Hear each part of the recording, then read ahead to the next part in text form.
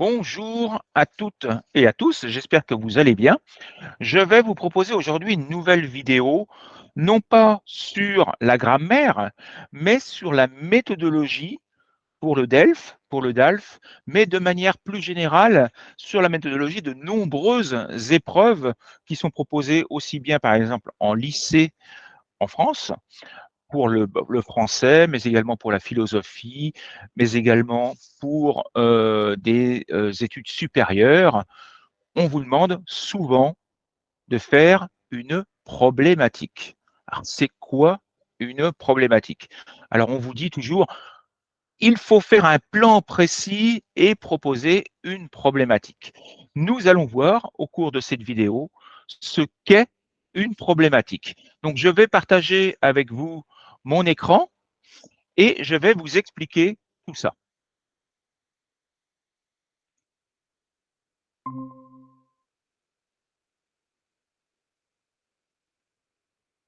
Alors, je reviens au début du document. Alors, je précise que ce document sera ensuite fourni, ainsi que la vidéo, seront fournis à tous les élèves qui sont inscrits à mes formations, quelles que soient les formations, que ce soit les formations où il y a des cours en présentiel ou les formations où les élèves n'ont accès qu'aux ressources, mais n'ont pas accès aux cours en direct ni aux corrections individualisées. Donc, ce document sera envoyé à tous les groupes. Alors, les épreuves concernées tout d'abord par cette référence à la problématique. Je vous l'ai dit, évidemment, je suis prof de français langue étrangère ou éventuellement de français langue seconde. Je crois que vous savez quelle est la différence entre ces deux termes. Donc, je vais en priorité faire allusion aux épreuves qui sont proposées pour le DELF et pour le DALF. Donc, les productions orales de DELF B2, de DALF C1, de DALF C2 vous demandent très souvent de mettre en place une problématique. Il y a également quelques sujets de production écrite, comme l'essai argumenté, qui vous demandent, elles aussi, de mettre en place une problématique. Dans d'autres épreuves, il est très souvent demandé également, par exemple en seconde, en première, de faire des dissertations ou des commentaires composés de français avec une problématique. On peut même demander une problématique sur un devoir d'histoire ou de géographie, par exemple. Il y a des dissertations de philosophie qui sont proposées avec une exigence de problématique également. Et puis, au-delà, dans la production orale notamment, que ce soit en seconde, en première, en terminale, en université, dans les écoles supérieures, on demande très souvent de faire des compositions écrites ou orales avec la mise en place d'une problématique. Alors, c'est quoi une problématique? Voyons quelques exemples et voyons quelle est la différence en fait entre le mot problème et le mot problématique. Je vais vous proposer ici 4 exemples. Le réchauffement climatique. Le réchauffement climatique, c'est un problème. Le harcèlement scolaire, c'est encore un autre problème. La baisse des ressources énergétiques, c'est un troisième problème. Et les étudiants qui ne veulent plus être professeurs, c'est un quatrième problème. Et vous remarquerez qu'à chaque fois que nous avons un problème, nous avons des phrases affirmatives ou négatives.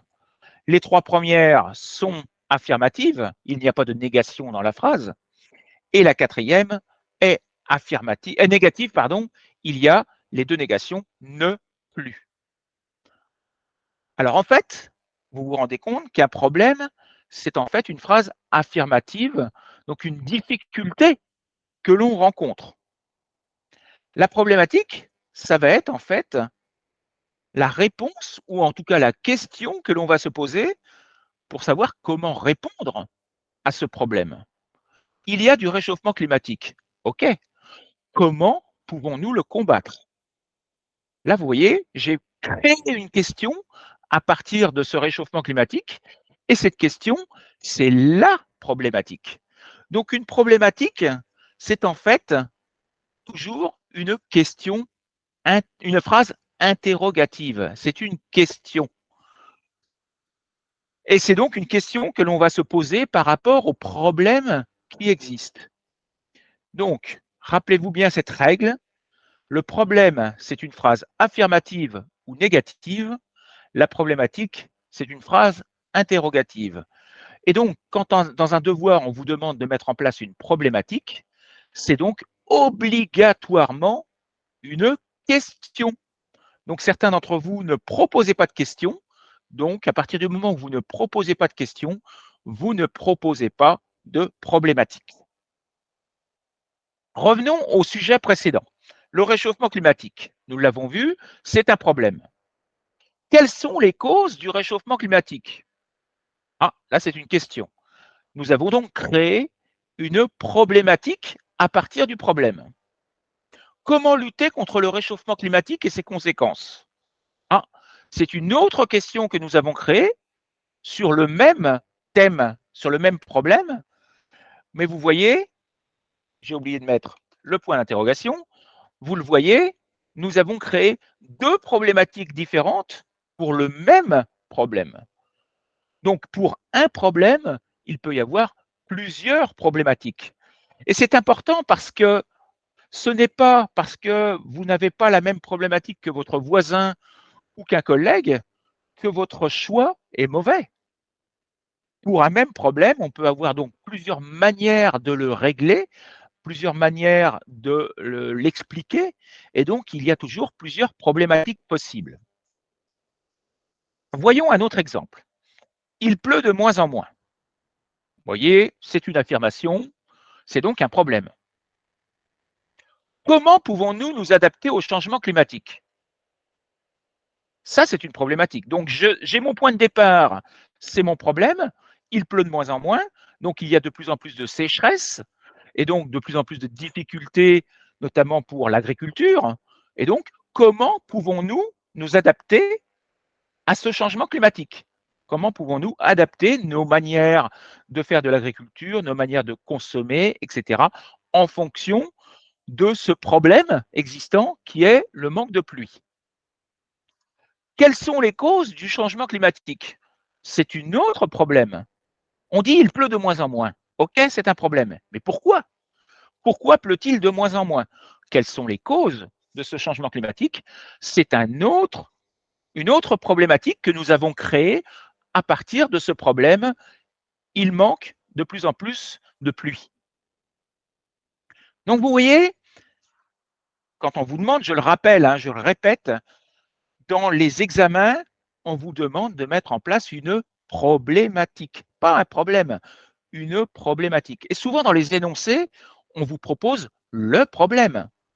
C'est à vous, à partir de ce problème, de créer une problématique.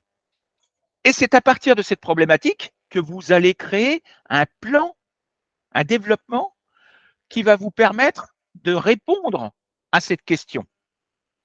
Reprenons l'exemple précédent. Comment pouvons-nous nous adapter au changement climatique? Comment? Ça sous-entend obligatoirement qu'il va falloir répondre de cette manière-là, ainsi, c'est une solution. Il faut que nous trouvions des solutions. Donc, dans notre plan, il va forcément y avoir des solutions. Mais avant de donner les solutions, il faut expliquer les solutions à quoi? Le changement climatique, qu'est-ce qu'il provoque? Quelles sont les conséquences de ce changement climatique? Et donc, les conséquences, nous devons en parler avant de proposer des solutions. Et puis, avant de proposer les conséquences, il faut déjà expliquer quelles sont les causes de ce changement climatique. Pourquoi il fait de plus en plus chaud et pourquoi il pleut de moins en moins? Eh bien, nous avons trouvé notre plan. Nous avons défini le réchauffement climatique, quelles sont les causes du réchauffement climatique, quelles sont les conséquences et quelles sont les solutions. Nous avons notre plan qui va nous permettre de répondre à cette question. Et notre plan va donc être les causes, les conséquences et les solutions. Donc, je le rappelle, je reviens sur votre énoncé, l'énoncé de votre sujet. On vous donne un problème, le réchauffement climatique. Donc vous allez devoir faire deux choses. Créer une problématique, c'est-à-dire une question à partir de ce problème. Et deuxième chose, vous allez devoir créer un plan qui va vous permettre de répondre à cette question. Ces éléments-là sont obligatoires.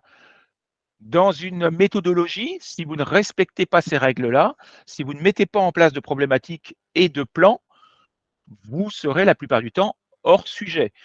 Les idées vont apparaître dans un ordre totalement illogique, ce sera incompréhensible pour les examinateurs et vous aurez une mauvaise note. Donc, il faut absolument que vous compreniez ça. Donc, je vous répète, je vous rappelle l'ordre de votre travail, dans quel ordre vous devez travailler. On vous donne un problème. À partir de ce problème, vous devez créer une problématique. Et pour répondre à cette problématique, vous allez devoir créer un plan. Donc, voilà ce qu'est une problématique. Donc, j'espère que vous avez compris. Alors, je le rappelle, ce document PDF sera fourni à tous mes élèves. Si vous voulez y accéder, vous êtes donc obligé de vous inscrire à une des formations. Alors, je vous rappelle les formations rapidement qui sont proposées. Pour le DALF C1, il y a deux types de formations. Une formation avec visioconférence à 240 € la formation la prochaine aura lieu du 10 juillet au 8 septembre. Et je vous précise que jusqu'au 30 avril, donc là, aujourd'hui, on est le 29. Donc, il ne reste que 24 heures. Jusqu'au 30 avril, cette formation est à 200 €. Et puis, pour le C1, vous avez également un groupe sans visioconférence ni correction individualisée, où là, ça ne coûte que 25 € par mois. Pour le DALF C2, vous avez donc la même chose, un groupe avec visioconférence à 240, et lui aussi est à 200 jusqu'au 30 avril. Et puis, vous avez un groupe de grammaire avec visioconférence à 240, et là encore, il y a une réduction jusqu'à demain soir, et un groupe sans visioconférence avec accès aux ressources à 50 € la formation. Toutes ces formations sont en accès sur mon site internet, donc je vous les montre rapidement.